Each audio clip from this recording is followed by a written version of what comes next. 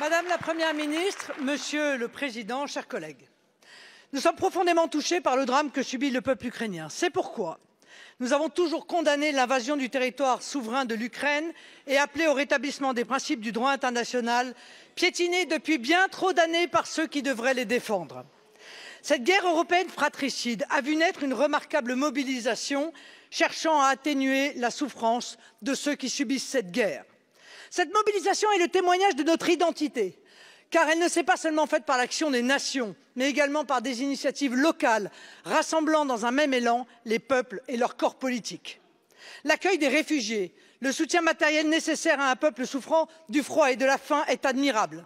Et si nous comprenons la politique de livraison d'armes défensives qui rejoint cette volonté de défendre la souveraineté et l'intégrité territoriale des nations, il est légitime de s'interroger sur une poursuite de l'escalade dont l'issue nous est inconnue.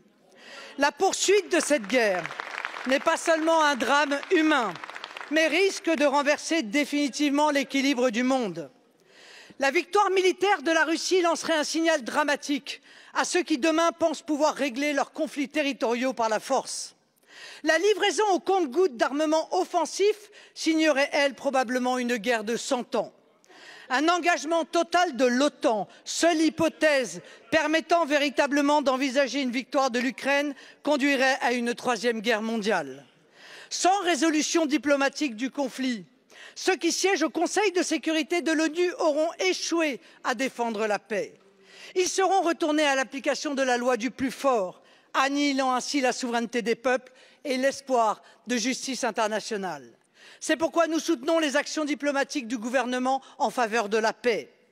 L'instabilité géopolitique mondiale, conséquence des choix de la Russie, nous oblige à une grande prudence. Ne mésestimons pas les nouvelles alliances de la Russie qui, séparée de l'Europe, est devenue un partenaire privilégié de l'Inde et de la Chine. Alors que la paix a disparu des consciences, il est nécessaire de commencer dès aujourd'hui son édification et c'est pourquoi, Madame la Première ministre, je vous demande solennellement si le Président peut faire entendre au monde qu'un espoir demeure en organisant avec l'ensemble des partis une grande conférence pour la paix. Je vous remercie.